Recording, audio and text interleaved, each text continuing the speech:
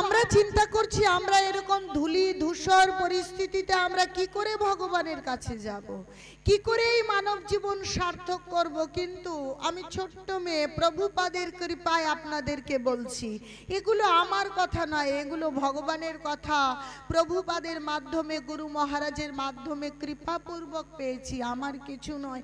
আপনাদেরকে বলছি, আপনারা যে যেখানে যে পরিস্থিতিতে থাকুন না কেন এই শুভ মুহূর্তে, কারণ আজ এখানে ভগবানের নাম হয়েছে, ভগবানের ভজন হয়েছে, এখানেই এই শুভ দিনে শুভ মুহূর্তে আপনারা প্রতিশ্রুতিবদ্ধ হন যে আমরা হরিনাম করব এবং ভগবানের ভজনা করব। একবার ভগবানের নাম করে ভগবানের কাছে ক্রন্দন করব যে আমরা তো কি এদিক ওদিক হতাশাচ্ছন্ন হয়ে ক্রন্দন করে করে ঘুরে বেড়াচ্ছি। যেমন হারিয়ে যাওয়া ছেলে মেয়ে বাবা মার থেকে হারিয়ে গিয়ে ভিখারির মতন পাগলের মতন ঘুরে বেড়ায় আর ক্রন্দন করে, আমরা ঠিক অনুরূপ ভাবে ক্রন্দন করছি, প্রত্যেককেই ক্রন্দন করছি। আমরা বুঝতে পারছি না সেই অনাদির আদি গোবিন্দ সমস্ত ঐশ্বর্যের মালিক আমাদের পিতা। আমরা যদি তার কাছে যেতে পারি আমাদের সমস্ত দুঃখের অবসান হয়, কারণ ভাগবতম বলছে ঐশ্বর্য সমগ্রস্য বীর্যস্য যশস্য শ্রিয় জ্ঞান বৈরাগ্যৈশ্চৈব সন্নাং ভগবতীঙ্গনা। সমস্ত ঐশ্বর্য, সমগ্র বীর্য, সমগ্র খ্যাতি, নাম, যশ, সমস্ত কিছুর মালিক হচ্ছে অনাদির আদি গোবিন্দ। তাহলে যিনি বিশ্ব ব্রহ্মাণ্ডের মালিক, শুধু একটা ব্রহ্মাণ্ড নয়, অনন্ত কোটি ব্রহ্মাণ্ডের মালিক তিনি কিনা আমার বাবা, আমার পিতা, আমার মাতা, তাহলে আমার পাগলের মতন ক্রন্দন করবার কোনো কারণ আছে না। ক্রন্দন এই জন্য করা কর্তব্য যে তার থেকে আমি বিচ্ছিন্ন হয়ে আছি, আমাকে তার কাছে যেতে হবে, আমাকে তার পদতলে পড়তে হবে, আমাকে তার পদতলে থাকতে হবে। এই কথাটা আমরা বুঝতে পারছি না। যে মুহূর্তে ক্রন্দন করে যত ভুল ত্রুটি হোক, বাবা গো তুমি আমাকে তোমার কাছে নাও, আমি তোমার আশ্রয় থেকে তোমার সেবা করে আমার জীবনকে সার্থক করতে চাই, সেই মুহূর্তে ভগবান আমাদের কৃপা করবেন। কি কালি আছে, কি ধুলো আছে, কি মাটি লেগেছে, কি অপরিচ্ছন্ন আছি সেটা ভগবান চিন্তা করেন না। তাই তো জগন্নাথ দেখবেন দুটো হাত এরকম বের করে দিয়ে রেখেছে, কেন? দারু ব্রহ্মরূপে এই কলিযুগে কলিহত মানুষকে কৃপা করবেন বলে তিনি চোখের পল্লব নেই, হাতটা এরকম এগিয়ে রেখেছে যে এই কলিযুগের অগণিত ভক্তবৃন্দ তোমরা যখনই একবার ভগবানের দিকে মুখ ফিরে তাকিয়ে তার দিকে যেতে প্রার্থনা করবে, তখনই তিনি কি করবেন? আমাদের তার কাছে নিয়ে যাবেন। কিন্তু আমরা বুঝতে পারছি না, আমরা ভীষণ বোকা। যেমন ছোট্ট মেয়েরা কি করে? কান্না করে আর মা খেলনা বাটি দিয়ে বসিয়ে রেখে দেয়, তাই না? দেয় না? বসিয়ে রেখে দেয়। সেই রকম আমরা ওই খেলনা বাটি খেলছি, কিন্তু আসল দিন, আসল মূল্য আমরা কিচ্ছু বুঝতে পারছি না। সময়ের অপচয় হয়ে যাচ্ছে। জন্ম মৃত্যু জরাব্যাধি চক্রে গোল গোল করে ঘুরছি। কি করে ঘুরছি? কারণ জন্মের সঙ্গে সঙ্গে আমরা ঋণী হচ্ছি। যখনই জন্ম হয় তখন আমরা দেবতা, ঋষি, এই প্রকৃতি, আমাদের গর্ভধারিণী মাতা, পিতা, এই ধরিত্রী মা, গাভী মাতা, সমস্ত জায়গায় আমরা ঋণ হয়ে যাচ্ছি। সেই ঋণ কি করে পরিশোধ করব? আরো এই জীবন আচরণ করতে গিয়ে কেবল ঋণ হয়ে যাচ্ছি। তো ঋণ নিয়ে কি কখনো যাওয়া যায়? যেমন সঙ্গে অনেক কিছু নিয়ে প্লেনে ওঠা যায় না, তেমনি এত জড়জাগতিক ঋণ নিয়ে তো ভগবত ধামে ভগবানের কাছে পৌঁছে যেতে পারবো না। তো সেই ঋণ হচ্ছে, পরিশোধ হচ্ছে, ঋণ হচ্ছে, পরিশোধ হতে হতে আরো সুদের মতন বেড়ে যাচ্ছে। তাই এখন মানুষ বড় হচ্ছি, রোগ হচ্ছে, মৃত্যু হবে, আবার কি পশু পাখি কীট পতঙ্গ, এইভাবে জন্ম জন্মান্তর চক্রে আমরা কি ঘুরছি ঘুরছি আর কেবল কষ্ট পাচ্ছি, কেবল কষ্ট পাচ্ছি।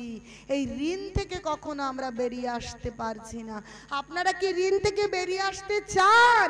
দেখুন প্রভুরা ঋণ থেকে বেরিয়ে এসেছেন। যারা শুদ্ধভাবে ভগবানের নাম জপ করছে, ভগবানের প্রসাদ পাচ্ছে, অনেক উন্নত ভক্ত রয়েছে। তাহলে আমাদেরকেও সেরকম হতে হবে, তাহলেই তো আমরা ঋণ মুক্ত হব, ভগবানের কাছে যেতে পারবো, ভগবানের নিত্য সেবায় নিত্য আনন্দ লাভ করতে পারবো, সমস্ত বিষণ্ণতা সমস্ত হতাশা দূরীভূত হবে। তাহলে যদি আপনারা চান তাহলে ভাগবতমের সিদ্ধান্তকে আপন করতে হবে, কারণ ভাগবতম ছাড়া সেটাই হবে না। এই তো শিবরাত্রি আসছে, কেউ বলবে একটু শিবরাত্রি উপোস করো ধর্ম হয়ে যাবে, কেউ বলবে এই তো কালী পুজোর অঞ্জলি দিচ্ছি ধর্ম। প্রত্যেকেই কিছু না কিছু স্বল্প মাত্রায় হলেও আমরা ধর্ম করি, নিজেদের মতন করে ধর্ম করি, কিন্তু ওভাবে ধর্ম হয় না। পৃথিবীতে যত ধর্ম নামে চলে ভাগবতম বলে তাহা পরিপূর্ণ চলে। আমাদের মন মতন ধর্ম করলে প্রকৃত ধর্ম হয় না। আমাদেরকে জানতে হবে ভাগবত ধর্ম কি, ভাগবত আমাদেরকে কি বলছে, সেটা যদি আমরা জানতে পারি তাহলে আমাদের এই যে জন্ম জন্মান্তরে চক্রাকারে আবর্তন করবার যে দুঃখ, শ্রেষ্ঠ দুঃখ হচ্ছে আমরা গোল গোল ঘুরছি জন্ম মৃত্যু জরা ব্যাধি চক্রে, ভগবানের থেকে প্রকৃত পিতামাতার থেকে আলাদা হয়ে আছি, এটাই শ্রেষ্ঠ দুঃখ। আর এই দুঃখ থেকে, এই ঋণ থেকে বেরিয়ে যাবার উপায় ভাগবতম আমাদেরকে বলছে। তাহলে ভাগবতমের চরণে আশ্রয় নিতে হবে, ভাগবতমের সিদ্ধান্তকে গ্রহণ করতে হবে। দেখুন চতুর্থ স্কন্ধে ভাগবতম কি বলছে আমাদেরকে।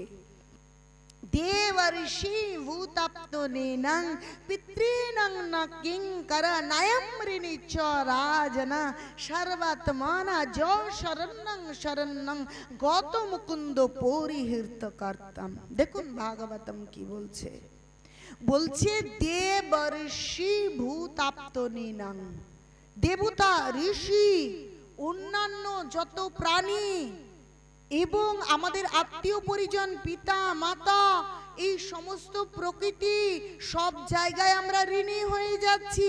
ভালো করে চিন্তা করে দেখুন, মা তো গর্ভে ধারণ করছেন, আমরা ভূমিষ্ঠ হচ্ছি, মায়ের স্তন দুগ্ধ পান করছি, করছি না? মায়ের কাছে ঋণী হচ্ছি। একটু বড় হয়েছি, মায়ের দুধে হবে না, তাহলে কি গোমাতার দুধ খাবো, দুগ্ধ খাবো? গোমাতার কাছে ঋণী হচ্ছি, মায়ের দুধ খাচ্ছি, পরে কি করছি গোমাতার দুগ্ধ খাচ্ছি। তাহলে দেখুন মায়ের সমান, ও কিন্তু পশু নয়, গোমাতা, সেই মায়ের কাছে ঋণী হচ্ছি। এখন আরেকটু বড় হয়ে গেছি, তখন গোমাতার দুধে আর হচ্ছে না, এখন ধরিত্রী মাতার অন্ন ডাল শাকসবজি খেতে হবে। তাহলে ধরিত্রী মাতার কাছে ঋণী হচ্ছি কিনা? এই প্রকৃতির কাছে, এই চন্দ্র, এই সূর্য, এই বৃক্ষ, এগুলো যদি না থাকে আমরা কি করে পুষ্টি বিধান করতাম, এত সুন্দর করে কি করে চলতাম? ভগবানের নির্দেশে দেবদেবীরা এক একটা পদ সামাল দিয়ে, কেউ বায়ু দিচ্ছে, কেউ জল দিচ্ছে, সূর্য আলো তাপ, চন্দ্র এই বৃক্ষ পুষ্পাদি সমস্ত কিছু পুরাণের মতন স্নিগ্ধ পরিবেশ দিচ্ছে। তাহলে আমরা ঋণী হচ্ছি কি হচ্ছি না? এই ঋণ আমরা কি করে পরিশোধ করব? চিন্তা করে দেখেছেন যে এই যে বাতাস দিচ্ছে বায়ুর দেবতা, যে অক্সিজেন, তার মূল্য কোনোদিন পরিশোধ করতে পারবো? কিছুদিন আগেই করোনা হয়েছে, যাদেরকে অক্সিজেন দিতে হয়েছে, ওই সেই কাচের ঘরে রাখতে হয়েছে, তারা খবর নিয়ে দেখুন যে একদিনের অক্সিজেন কিনতে তাদের কত টাকা পে করতে হয়েছে, খোঁজ নিয়ে দেখুন। তাহলে আমরা সারা জীবন অক্সিজেন গ্রহণ করছি, টাকা ফেরত দিচ্ছি কি? সূর্য কিরণ দিচ্ছি কি? ধরিত্রী মাতা আমাদের অন্ন ডাল শাক সবজি দিচ্ছে, তাকে কেবল পা দিয়ে লাথি দিচ্ছি, কেবল তাকে যন্ত্রণাই দিচ্ছি। কখনো পরিশোধ করেছি তার ঋণ? কোনো চিন্তা আছে আমাদের? কিন্তু ভগবান বলছে দেবর্ষি ভূতাপ্তনেনং কিঙ্কর নয়ম ঋণী চ রাজন। ও রাজন, পরীক্ষিত মহারাজকে বলছে তুমি ঋণী থাকবে না। কি করে ঋণী থাকবে না? সর্বাত্মনা যো শরণ্যং শরণং, একটা শরণং মানে অনাদির আদি গোবিন্দ, আর শরণং মানে তার চরণে আশ্রয় গ্রহণ, প্রপত্তি গ্রহণ করা।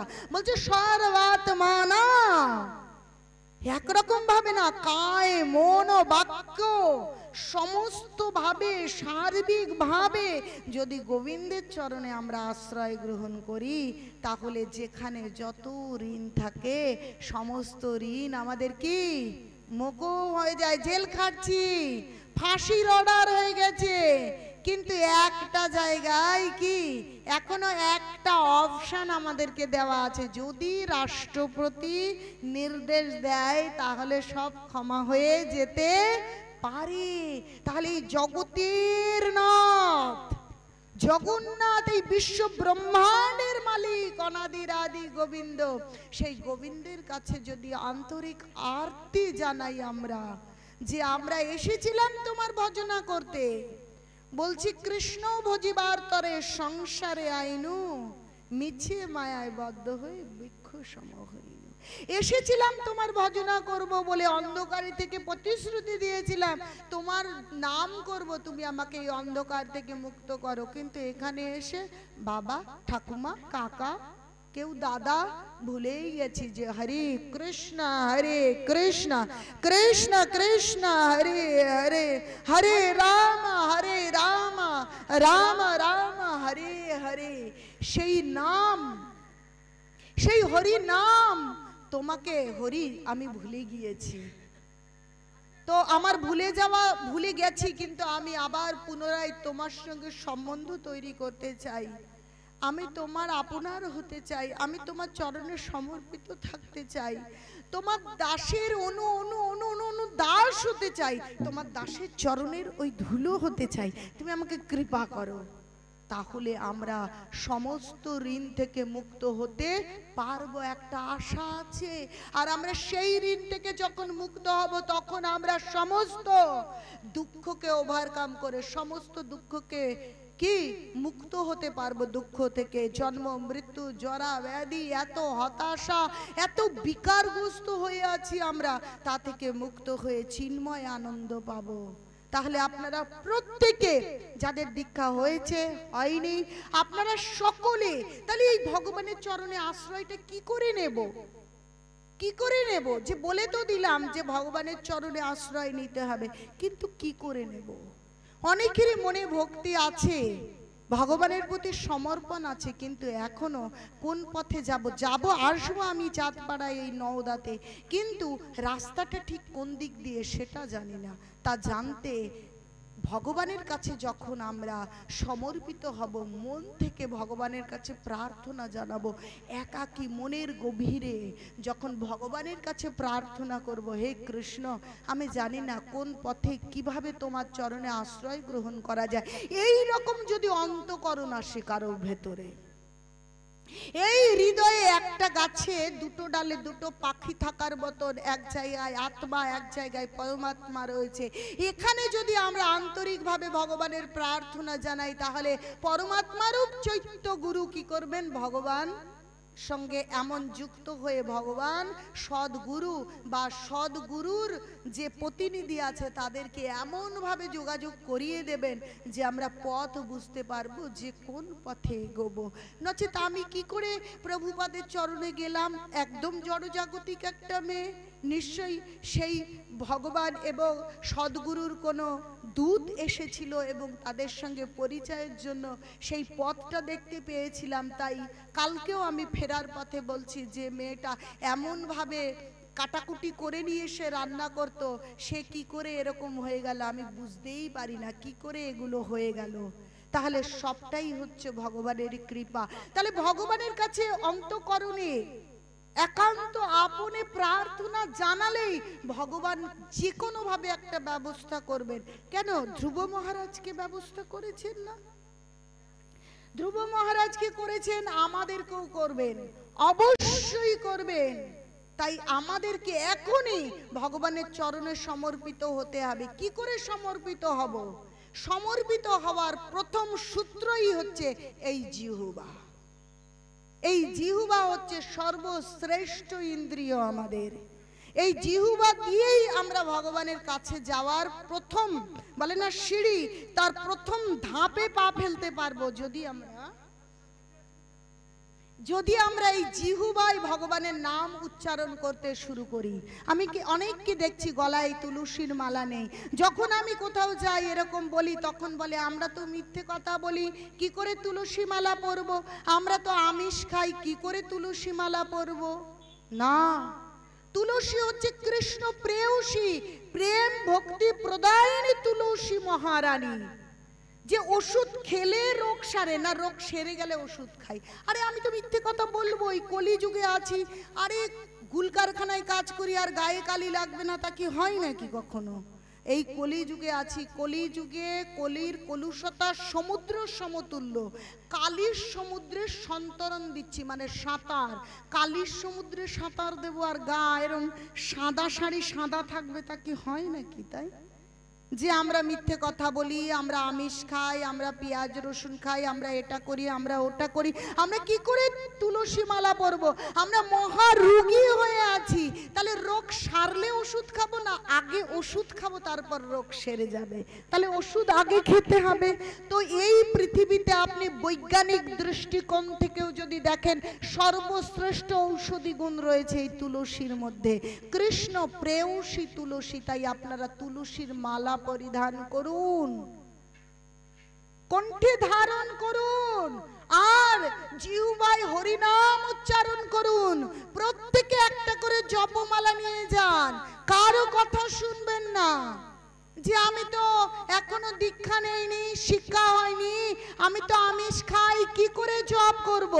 স্বয়ং গৌরাঙ্গ মহাপ্রভু এই কলিযুগে আসলেন এই কলিহত জীবকে উদ্ধার করবার জন্য, যে পতিতের ত্রাণ লাগি কি গোরা অবতারী হয়ে আসলেন।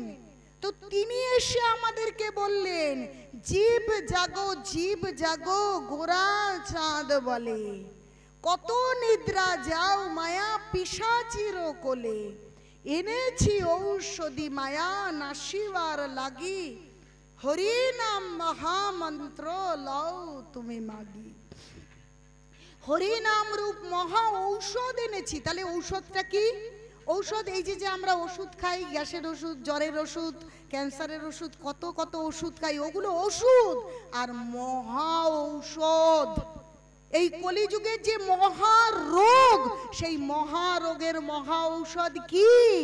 হরে কৃষ্ণ হরে কৃষ্ণ কৃষ্ণ কৃষ্ণ হরে হরে, হরে রাম রাম রাম হরে হরে।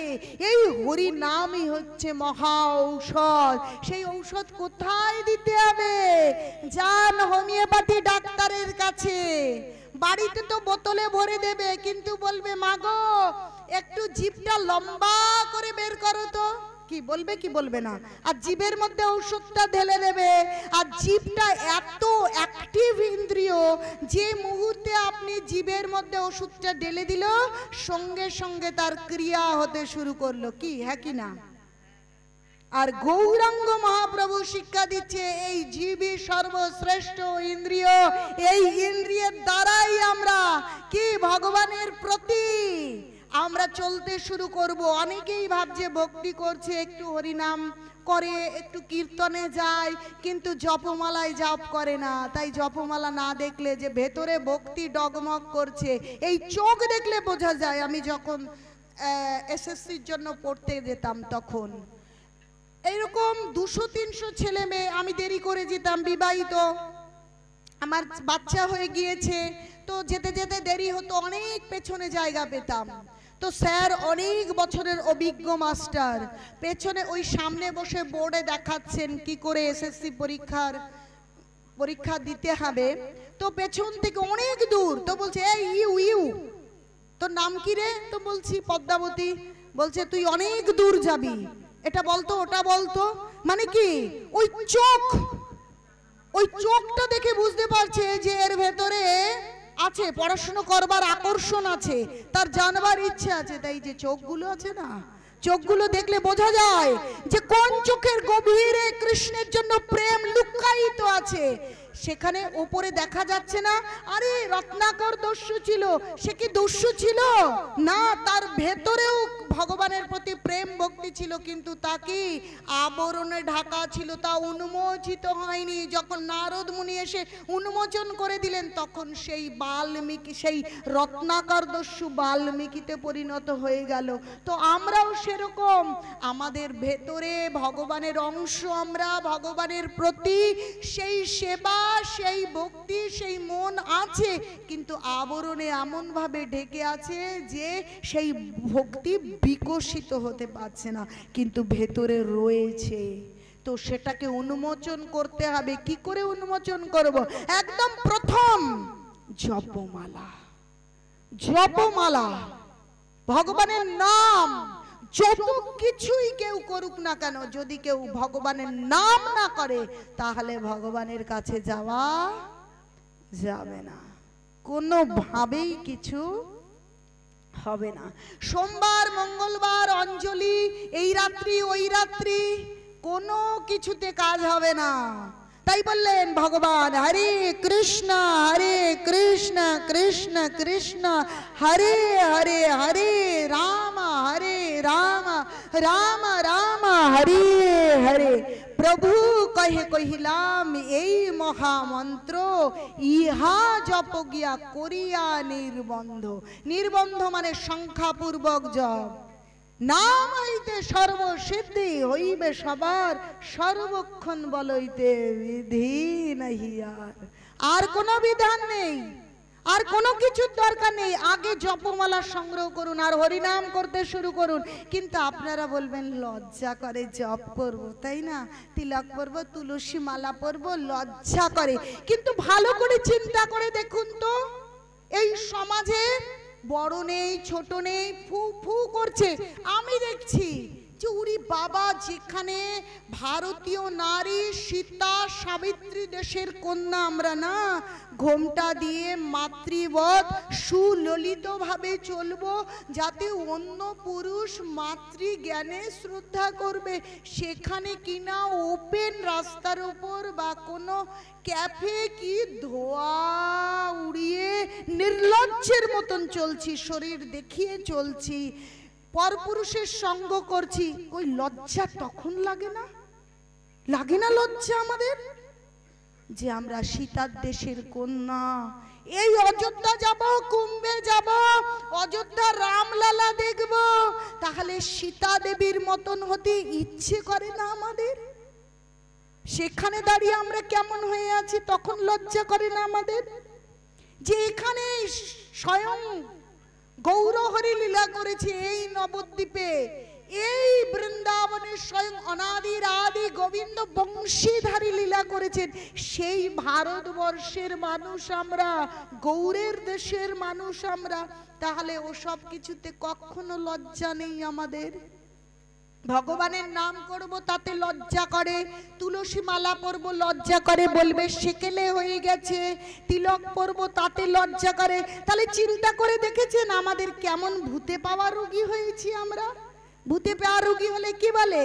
নাম শ্যামলী, বলে আমার নাম রূপা, বলে থাকিস কোথায়, বলে ওই শেওড়া গাছে, কিন্তু বাড়ি ওটা। কি বলে কি বলে না? তার মানে তার নিজের স্বরূপ হারিয়ে ফেলেছে। নাম শ্যামলী কিন্তু বলছে নাম রূপা। তাই আমরা সব, তাই দেখুন মহাপ্রভু বলছে যে পিশাচি পেয়েছে আমাদের, আর আমরা ঘুমিয়ে আছি।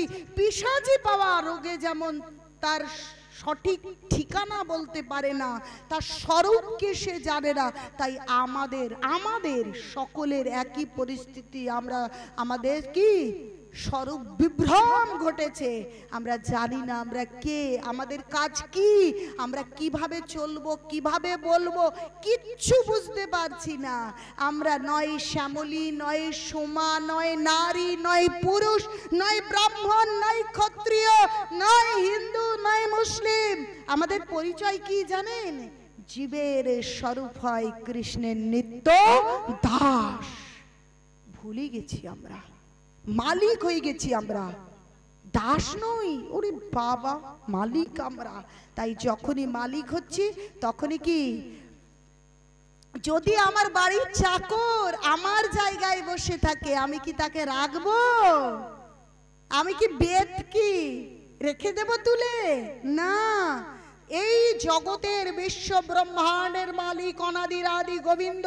যদি বাড়ি থাকে তাহলে মালিক কৃষ্ণ, যদি শরীর থাকে মালিক কৃষ্ণ, গয়না থাকলে কৃষ্ণ, টাকা থাকলে কৃষ্ণ, সম্পদ থাকলে কৃষ্ণ।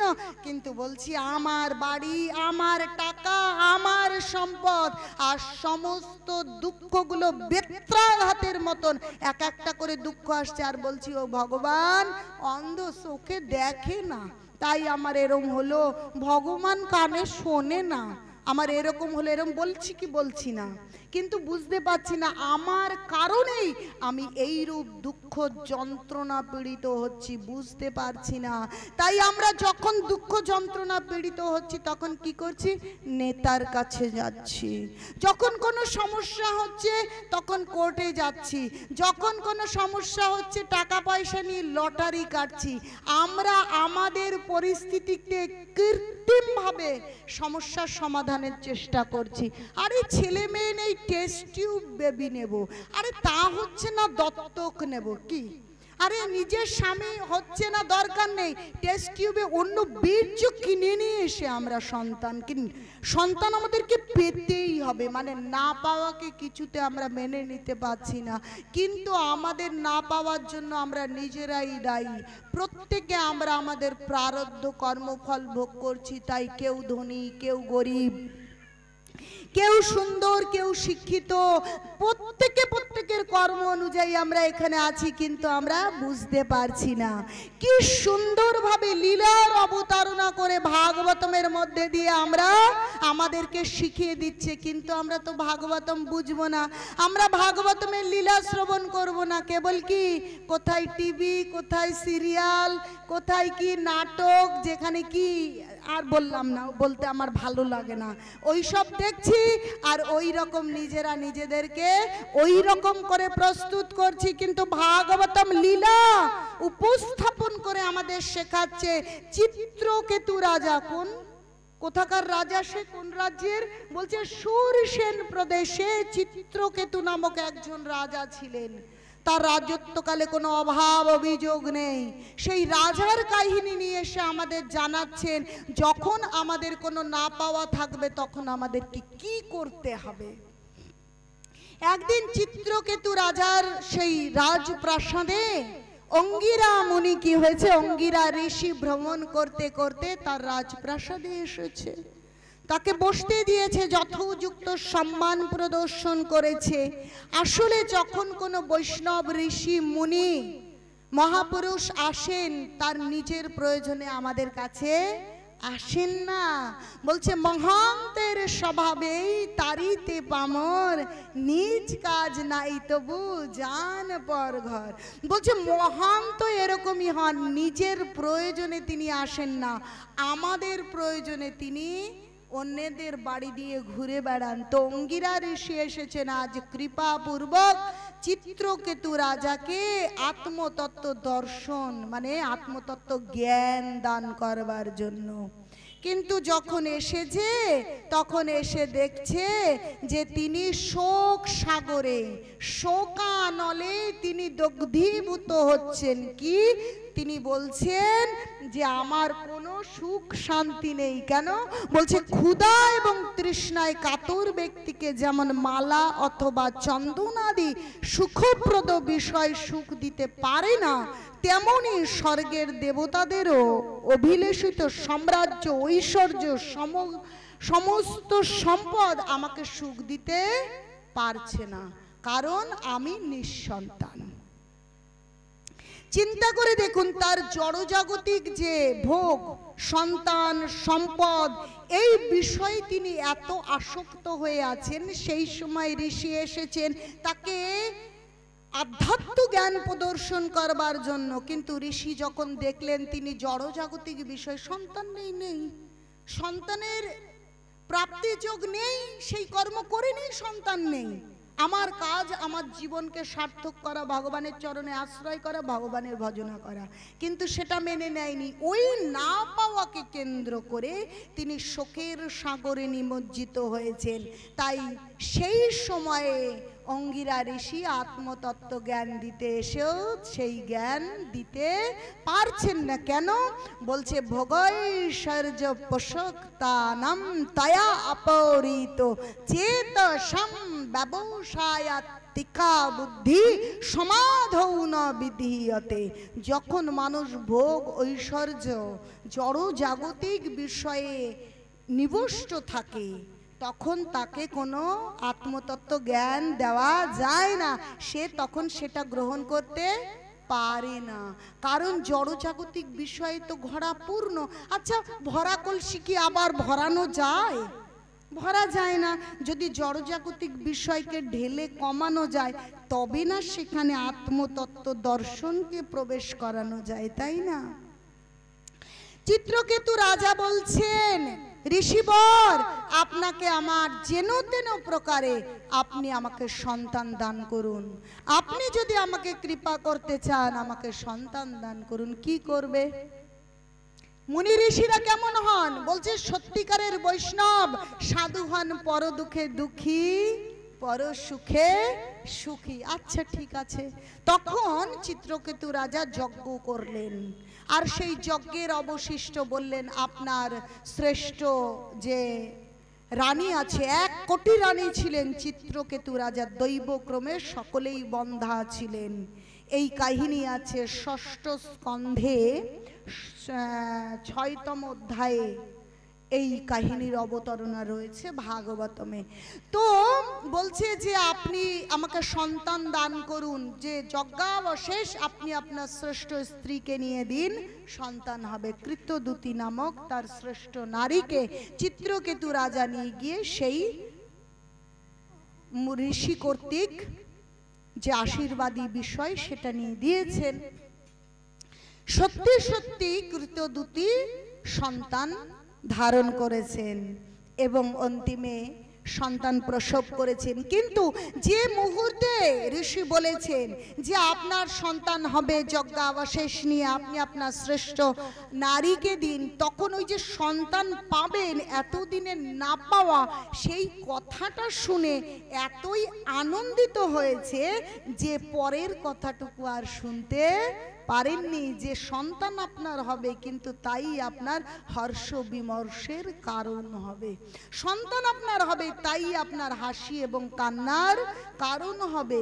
দেখুন তিনি ব্রহ্মভূত স্তরে নেই, তাই আজকে তিনি ওই সন্তানের না পাওয়া সন্তান নেই সেই খবরটায় এত আনন্দিত হচ্ছেন যে বাকি বিষয় শুনতেই পারেননি, বাকি বিষয় বুঝতেই পারেননি, কারণ ব্রহ্মভূত স্তরে আসেননি বলে ওই পরিস্থিতি হয়েছে। বলছে ব্রহ্মভূত প্রসন্নাত্মা ন শোচতি ন কাঙ্ক্ষতি সম সর্বেষু ভূতেষু মদ ভক্তি লভতে পরাম। যদি সেই স্তরে আসতো তাহলে এই শোক এই আনন্দ তাকে বিচলিত করতে পারত না। শোক হয়েছে হয়েছে, হয়নি ছেলে হয়নি, হবে হবে, ঠিক আছে আমি ভগবানের চরণে থাকবো। শোক আসুক, দুঃখ আসুক, না পাওয়া আসুক, সমস্ত কিছু ভগবানের। অতএব আমার বিচলিত হওয়া চলবে না, আমাকে অবিচলিত পরিস্থিতিতে অবিচলিত চিত্তে আমাকে ভগবানের চরণে থাকতে হবে। এই স্থিরতা আসেনি, আর এই স্থিরতা আমাদেরকে নিয়ে আসতে হবে। কারণ সমস্ত দুঃখ আসুক সুখ আসুক, ভালো হোক মন্দ হোক, সব কিছু ভগবান দান করছেন। ভগবান আমাদের কারো শত্রু নয়, তিনি আমাদের সকলের সুহৃদ। বলছে সুহৃদয়ানং সর্বভূতানাং, তিনি আমাদের সকলের সুহৃদ, তিনি আমাদের কারো শত্রু নয়, কারো মিত্র নয়। কিন্তু আমাদের একদম যার যা প্রাপ্য মেপে মেপে দিচ্ছেন, যেমন কর্ম আমরা করেছি আমরা সেরকম পাচ্ছি, কিন্তু অহেতুক দোষ আমরা ভগবানকে দিচ্ছি। তাই চিত্রকেতু রাজা পরবর্তী বিষয় শ্রবণ করতেই পারেননি, বুঝতেই পারেননি যে এই পুত্র সন্তানই দুঃখ হাসি আনন্দ এবং দুঃখের কারণ হবে। ঠিক আছে, সন্তান এসেছে, সন্তানের আগমনে তিনি কি করেছেন? মণি মুক্তা হীরা জহরাত গো মাতা সমস্ত কিছু ব্রাহ্মণ সাধু ভক্তদের বিলিয়ে দিচ্ছেন, বিতরণ করছেন, ভীষণ বড় বড় মহোৎসব চলছে। কারণ চিত্রকেতু রাজার এতদিন সন্তান ছিল না, এখন সন্তান প্রাপ্ত হয়েছেন, এতই সে আনন্দিত। কিছুদিন চলছে, কিন্তু এরকম অবস্থায় যখনই শ্রেষ্ঠ রানীর সন্তান হয়েছে, সেই রানীর আদর যত্ন আরো বেড়ে গেছে। বাকি যে রানীরা আছে তারা ভাবছে আমাদের সন্তান নেই, আমরা সব দাসীতে পরিণত হয়েছি, আর ও কেবল সেই সন্তান ধারণ করে ও এত রাজ রানী, এত সুখ ঐশ্বর্য। দেখুন হিংসা মানুষকে কি করে, এই হিংসা মানুষকে কত বড় পাপীতে পরিণত করে। এটা চিন্তা করে কি করেছে, দুধের মধ্যে বিষ প্রদান করে ওই সন্তান, ঘুমন্ত সন্তানকে ওই বিষ মাখা দুধ খাইয়ে দিয়েছে। আর কি হয়েছে, সন্তান ঘুমের মধ্যেই মারা গিয়েছে। যখন চিত্রকেতু রাজার সন্তান আর ঘুম থেকে উঠছেন না, তখন যখন খবর হয়েছে যে সে আর নেই, তখন সেই রাজপ্রাসাদ যেন শোক সাগরে নিমজ্জিত হয়েছে। রাজা রানী শোকে মূর্ছিত হয়ে আছেন, এত যে শোকে আজকে তারা আর এই জীবন ধরে রাখতে পারবেন না, যেন জীবিত অবস্থায় মৃত্যু প্রাপ্ত হয়েছে, এই রকম পরিস্থিতি তৈরি হয়েছে। তো অঙ্গিরা ঋষির আজ বড় মনে কষ্ট হচ্ছে। তাদের কথা অনুযায়ী, তাদের চাওয়া অনুযায়ী আমি সন্তান দিয়েছিলাম, কিন্তু সন্তান প্রাপ্ত হয়ে তারা আজ এত দুঃখে দুঃখী। তাই আজ আবার অঙ্গিরা ঋষি আসছেন, কিন্তু আজ আর একা একা আসছেন না, আসছেন কাকে নিয়ে, সঙ্গে করে নারদ মুনিকে নিয়ে। কারণ কি, এমন এক দুঃখের সাগরে রাজা নিমজ্জিত হয়েছে যে এখন তার কি, এখন তার ভগবানের দিকে মতি আসবে। আমাদের এরকম হয় না যে খুব দুঃখ এসেছে, দুঃখে পীড়িত হয়ে আমরা ভগবানের ভজনা করতে শুরু করেছি, এরকম হয় না? অনেকে আবার দারিদ্রতায় ক্লিষ্ট হয়ে ভগবানের নাম করতে শুরু করে, বলছে চতুর্বিধা ভজন্তে মং জনা সুকৃতি অর্জুন, তাই না? যে চতুর্বিধা ভজন্তে মাং, আর্ত জিজ্ঞাসু অর্থার্থী জ্ঞানী চ ভারতর্ষভ, চারজন। তাহলে দুঃখে পীড়িত হয়েও যদি কেউ ভগবানের দিকে যায়, তাহলে বুঝতে হবে যে সুকৃতির উদয় হয়েছে। এমন নাটকীয় পরিস্থিতি তৈরি হয়েছে যেটা দেখতে বাইরে থেকে মনে হচ্ছে খারাপ, কিন্তু সেটা পরম মঙ্গল। ওই দুঃখের কারণে ভগবানের দিকে তো যাত্রা শুরু করেছে, তাহলে সে দুঃখ দুঃখ নয়, সে পরম মঙ্গল। তাহলে আজ দুঃখের সাগরে চিত্রকেতু রাজা নিমজ্জিত হয়েছে, আজ তাকে কি, তাকে আধ্যাত্ম দর্শন আর সেই পরমার্থ দিতে হবে, তাতে দুঃখের সাগর থেকে সে মুক্ত হয়ে ভগবানের ভজনা করবেন। তাই সেই শ্রেষ্ঠ মহান ঋষি অঙ্গিরা ঋষি নারদ মুনিকে নিয়ে সঙ্গে করে আসছে। আসবার পর চিত্রকেতু রাজাকে তিনি বোঝাচ্ছেন, কার জন্য কান্না করছো তুমি, কেন কান্না করছো? এই স্ত্রী পুত্র সংসার পরিজন আত্মীয় সম্পদ কোনো বিষয় নিত্য নয়। এ জীবনের কি বানের শ্যাওলার মতন, যেমন কি জলে কচুরি পানাগুলো শ্যাওলাগুলো একত্রিত হয়, আবার একটা বড় ঢেউয়ে সমস্ত কচুরি পানা বা শ্যাওলাগুলি ছিন্ন ভিন্ন হয়ে যায়। এই জীবনটা সেরকম, জীবনটা হলো মা হলো কেউ, বাবা হলো, ভাই বোন আত্মীয় পরিজন, নাটকীয়ভাবে একসাথে হলাম, আবার মৃত্যু এলো, কোথায় মা কোথায় বাবা, সব কি হলো, সব ছারখার হয়ে গেল। বলছে মৃত্যু সর্বস্ব চ অপহরম, মৃত্যু এলো, সমস্ত সম্পদ সমস্ত সম্পর্ক সব কেমন বানের শ্যাওলার মতন ছিন্ন ভিন্ন হয়ে গেল। তাহলে মৃত্যু আসার সঙ্গে সঙ্গে এসব আত্মীয়তা আর থাকে না, এটা নিত্য সম্বন্ধ নয়, এটা শরীরের সম্বন্ধ, এই সম্বন্ধ কখনোই নিত্য হতে পারে না। তাহলে চিন্তা করুন, আপনি শোকের সাগরে নিমজ্জিত হবেন না। যে তখন নারদ মুনি এবং অঙ্গিরা ঋষি উপদেশ দিয়েছেন, যে মোহাচ্ছন্ন বদ্ধ জীবেদের জন্য প্রকৃত আধ্যাত্মিক উপদেশ, এই জড় জগৎ অনিত্য, কিন্তু আমাদের পূর্বকৃত কর্ম অনুসারে আমরা কখনো পুত্র সন্তান, কখনো কন্যা সন্তান, কখনো অনেক বড় বাড়ি, কখনো কখনো অনেক সৌন্দর্যের অধিকারিণী হচ্ছি। আসলে এই বিষয়টা নিত্য নয়, চিরস্থায়ী নয়, এইভাবে বোঝালেন। আরো বোঝাবার জন্য তারা কি করলেন, সেই সন্তানের যে মৃত আত্মাকে আহ্বান করে ওই সন্তানের ভেতর প্রবেশ করিয়ে দিলেন। কারণ নারদ মুনি যে তখন সন্তান জীবিত হয়ে গেল, তখন বলছে, এই ছেলেটা তুমি কেন চলে যাচ্ছ? তোমার পিতা মাতাকে শোক সাগরে নিমজ্জিত করে তুমি কেন চলে যাচ্ছ? বলছে, আপনি সবই জানেন, আবার কেন জিজ্ঞেস করছেন? যে এরা কোনো কালেই আমার পিতা মাতা ছিল না, আমি কোনো কালেই এদের সন্তান ছিলাম না, কোনো কালেই ছিলাম না। আমার কর্মের জন্য এখানে এসেছিলাম, আমার কর্ম শেষ, আমি যথাস্থানে চলে যাচ্ছি। তো এই যে সন্তানকে আবার পুনর্জীবিত করে তার মুখ থেকে বলিয়ে শিক্ষা দিলেন চিত্রকেতু রাজাকে যে বাস্তবটা আসলে কি। এই সমস্ত কিছু শুনবার পর চিত্রকেতু রাজা কি স্থির হলেন। আর ওই যত রানী, সব রানীরাও শ্রবণ করছিল। এত বড় মুনি ঋষি, তাদের সঙ্গ করে, সঙ্গ মানে কি পাশে গা ঘেঁষে ঘেঁষে বসা না, সাধু সঙ্গ মানে ওরকম নয়।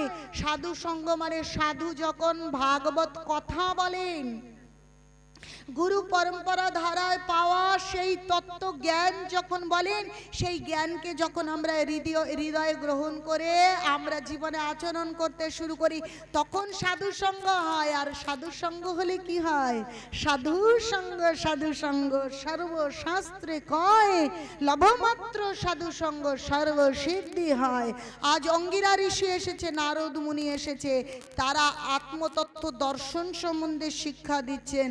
তখন ওই শিক্ষাটা সেই রানীরা যে বিষ প্রদান করেছিল, তারা ভীষণ ভাবে কি প্রায়শ্চিত্তের আগুনে দগ্ধ হলেন এবং নিজেরা মনে মনে খুব কষ্ট পেলেন।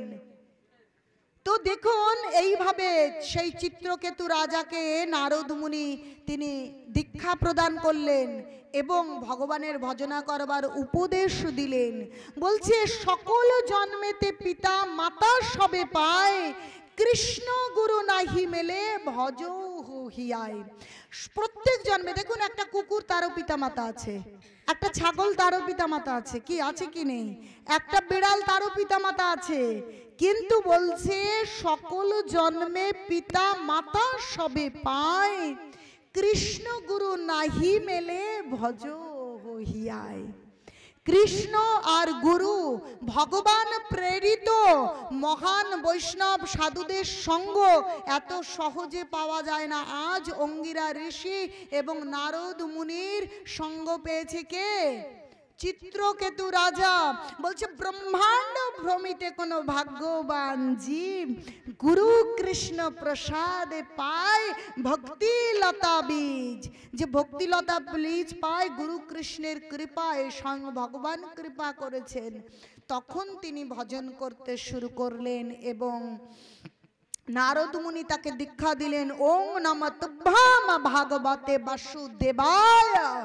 এই মন্ত্রে তিনি দীক্ষিত করলেন এবং ভজন করতে শুরু করলেন চিত্রকেতু রাজা। ভজন করতে করতে কি হলো? তিনি যে বিদ্যাধর লোকের অধিপতি হলেন এবং তিনি সংকর্ষণ, সংকর্ষণ মানে কি আপনারা জানেন? যিনি নিত্যানন্দ, যিনি বলরাম, বলছে বলরাম আর কি কৃষ্ণ অভিন্ন, যে গৌর আর নিত্যানন্দ অভিন্ন, সেই বলরাম নিত্যানন্দ সংকর্ষণ অভিন্ন, সেই সংকর্ষণের চরণে আশ্রয় পেলেন এবং বিদ্যাধর লোকের অধিবাসী হলেন। এবং সেই তিনি বৃত্রাসুর হয়েছিলেন পরবর্তী জীবনে পার্বতী মাতার অভিশপ্ত হয়ে। আসলে সেই বৃত্রাসুর যখন হয়েছিলেন তখন চিন্তা করছে, অসুর দেহ প্রাপ্ত হয়ে অসুর কুলে জন্মগ্রহণ করে তিনি এত বড় ভক্ত কি করে হলেন? আসলে তার পূর্ব জন্মে তিনি ভক্ত ছিলেন।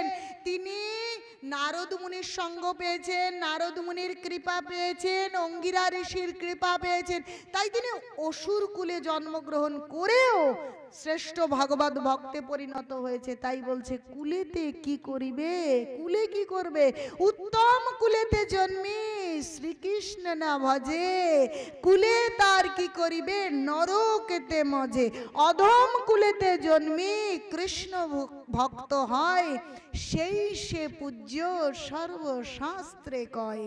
কি হবে, অনেক উচ্চকুল ব্রাহ্মণ ক্ষত্রিয় হলো, কিন্তু কেউ ব্রাহ্মণ থাকলে মন খারাপ করবেন না, শাস্ত্রের কথা।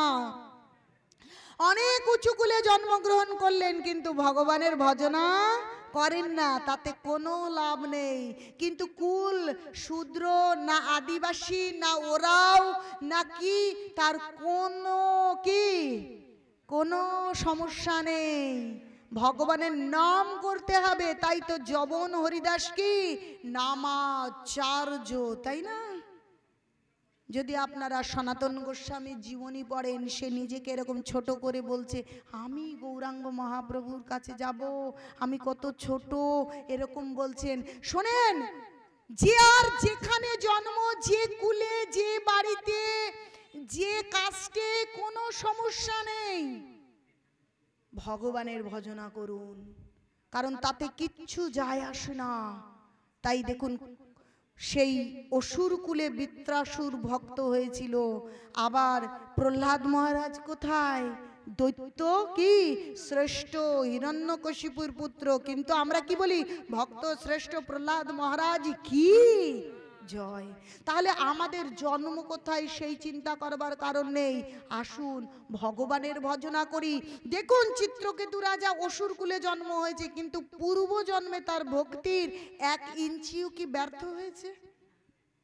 তার ওই ভক্তি ছিল বলেই অসুর কুলে জন্মগ্রহণ করেও তিনি ভগবত ভক্ত ছিলেন এবং তার জীবন সার্থক হয়েছে। ভাগবতম তার প্রমাণ দিচ্ছে এবং গীতায় সেই সূত্র রয়েছে কি, নেহাভিক্রম নাশস্তি প্রত্যাবয়ন বিদ্যতে স্বল্পম অপি অশ্ব ধর্মস্য ত্রায়তে মহতে ভয়াত। বলছে অল্প পরিমাণেও যদি মাধ্যমিক পরীক্ষা গেল, যদি কেউ ফেল করে তাহলে কি হবে, আবার পরীক্ষা দেবার সুযোগ তিনি পাবেন, আবার পরীক্ষা দিতে পারবেন। তাহলে চিন্তা করতে হবে যে আমরা মনুষ্য জীবন পেয়েছি, এই জীবনের শ্রেষ্ঠত্ব হচ্ছে ভগবানের ভজনা করা। তাহলে ভগবানের ভজনা করতে এসে হরিনাম করতে শুরু করলাম, একাদশী তিথি পালন করলাম, কিন্তু ভজনের সেই প্রেম ও ভক্তি মার্গ পর্যন্ত পৌঁছতে পারিনি, তাহলে আমার কি হবে? কোনো ভয় করবার কারণ নেই, কোনো শোক করবার কারণ নেই। ভগবান বলছেন যে যদি অল্প পরিমাণেও আমরা করি তাহলে আমরা স্কুল থেকে বিতাড়িত হব না, আবার পরীক্ষা দেওয়ার সুযোগ পাব। তার মানে আমরা আবার সুন্দর মনুষ্য দেহ পেতে পারি কোনো ভালো ব্রাহ্মণ পরিবারে। ব্রাহ্মণ মানে যারা ভগবানের ভজনা করে না এরকম পরিবার নয়, শুদ্ধ ব্রাহ্মণ যারা, তারা বৈষ্ণব হবেন, তারা ব্রাহ্মণ। সেই শুদ্ধ ব্রাহ্মণ পরিবারে এবং ভক্ত পরিবারে জন্মগ্রহণ করে আবার যেখানে শেষ করেছিলেন, দেখবেন অনেক পরিবারে কি ছোট্ট সন্তান ভক্ত পরিবারে জন্ম হচ্ছে আর তোতা পাখির মতন শ্লোক বলছে, একবার দেখলেই তারা কি সুন্দর করে মৃদঙ্গ বাজায়, জুড়ি বাজাচ্ছে, মুহূর্তে সব শিখে ফেলছে। আমরা ভাবছি কি ও শিখেছে ভক্ত পরিবারে, না, ও হচ্ছে কি, ও হচ্ছে ওই জন্মসূত্রে, তার পূর্ব জীবন সূত্রে সব শিখে এসেছে, শুধু তার সান্নিধ্যে আসার অপেক্ষা, আসছে আর তার হাত চলছে, তার গলা চলছে, তার হরিনাম চলছে।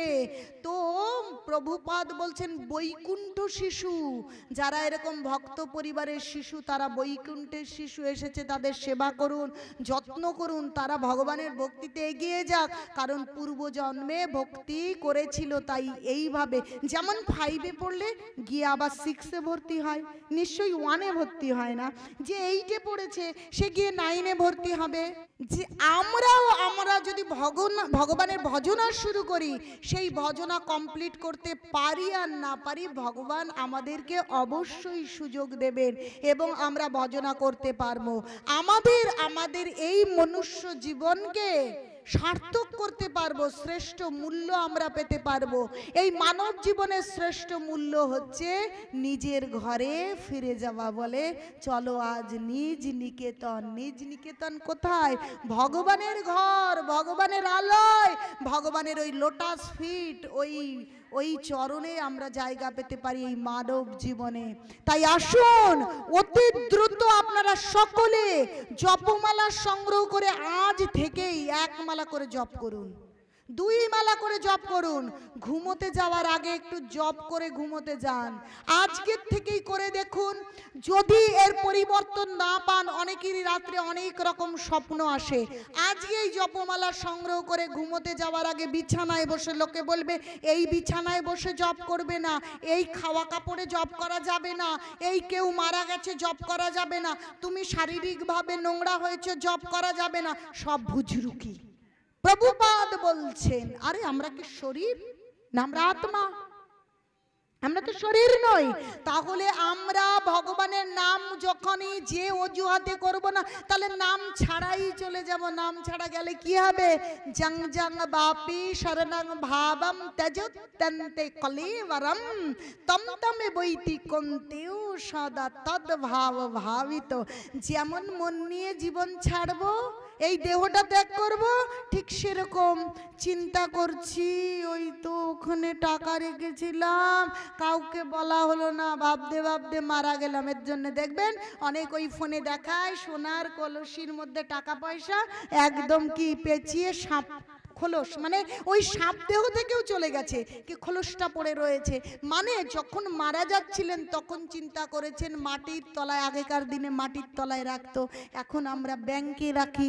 মাটির তলায় তো এত, এই মাতাজি শান্ত হন, এইসব কাজ না অনেক আগে করবেন। এখন প্রসাদের সময় হয়েছে, এখন চন্দনার টিকা লাগানোর সময় হয়েছে না? সারাদিন কোথায় ছিলেন? আর যাদের চন্দনার টিকা লাগানোর ইচ্ছা আছে তারা আগে আগে আসবেন। শুধু প্রসাদের সময় আসা এটা ভারী বাজে চিন্তা ভাবনা। সাধুর সঙ্গ না হলে কি লাভ আছে? এই আয়োজনের কি লাভ? যদি ভগবানের কথা না শুনলাম, না বুঝলাম, নিজের জীবনে পরিবর্তন না আনতে পারলাম, তাহলে কি লাভ? লাভ কিসের? টাকা পয়সা খরচ করে এলাম, সেজে গুজে এলাম আর গেলাম, সে তো সিনেমা দেখতেও যাই, তা লাভ কি? কি কিছু লাভ আছে নাকি? তাহলে ভালো করে বুঝতে হবে আমাদেরকে কি করতে হবে, কোথায় যেতে হবে। কেন আমরা ভাগবত কথা শুনবো? কেন আমরা তিলক লাগাবো? কেন এই জপমালা নিয়ে কেবল ঘুরু ঘুরু করি? কেবল জপ করি কেন? কেন জপ করব? তাহলে জপ করি যদি আমরা ভগবানের নাম না করি, মৃত্যুর সময় ছোট মেয়েটা এলো না তো, কোথায় গেল রে? ছোট ছেলে আসেনি তো, তখন কি হবে? ওই ছেলে মেয়ের বাড়িতে হয় টিকটিকি, আরে এত বড় বাড়ি বানিয়েছি, ভোগ তো করা হলো না, এখন তো মরে যাব, এত বড় রোগ হয়েছে, আমি তো আর বাঁচবো না। তখন tick tick tick tick tick tick ঘরে বাস করো। কারণ মানব শরীর বাবা এরম কর্ম তো করিনি। তাকিয়ে দেখুন এই গৌর নিতাই দ্বিভুজ মুরলী মনোহর শ্যাম সুন্দর, দুটো চোখ, দুটো কান, ভগবান কি সুন্দর নিজের মতন করে তৈরি করেছেন, কিন্তু ভগবানের নাম করছি না, ভগবানের ভজনা করছি না, কেবল ছেলে মেয়ে টাকা টাকা করছি। তা আমার মানব দেহ দেবে? আপনি স্কুলে যান তো, স্কুলে ভর্তি হয়েছেন, বই পড়েন না, পরীক্ষা দেন না, স্কুলে যান না, স্কুলে রাখবে আমাদের? প্রথমে টিসি দিয়ে দেবে, তারপর রাস টিকেট করবে, কোন স্কুল আর ভর্তি নেবে না। তাহলে ভালো করে এই যে বুঝুন ভালো করে, তাহলে স্কুলে ভর্তি হয়ে স্কুলের কর্ম না করলে স্কুল থেকে তাড়িয়ে দেয়। তাহলে এই মানব জীবন কৃষ্ণ দিল, কিন্তু এত সুন্দর শরীরে হরে কৃষ্ণ বলিব না, সময় নেই। হরি বল হরে কৃষ্ণ বলবো না, গৌর গৌর নিতাই নিতাই বলবো না, তাহলে স্কুলে থোড়ি রেখে দেবে? মানব শরীর আমার দেবে? কিন্তু আমার ইচ্ছা এত বড় বাড়ি করলাম, বসত করা হলো না, বলে না? তখন টিকটিকি নাই ওই বাড়ির ইঁদুর, নাই ওই বাড়ির ছুঁচো, নাই আরশোলা, কি যে হব কিচ্ছু জানি না, যেমন চিন্তা করব তেমন।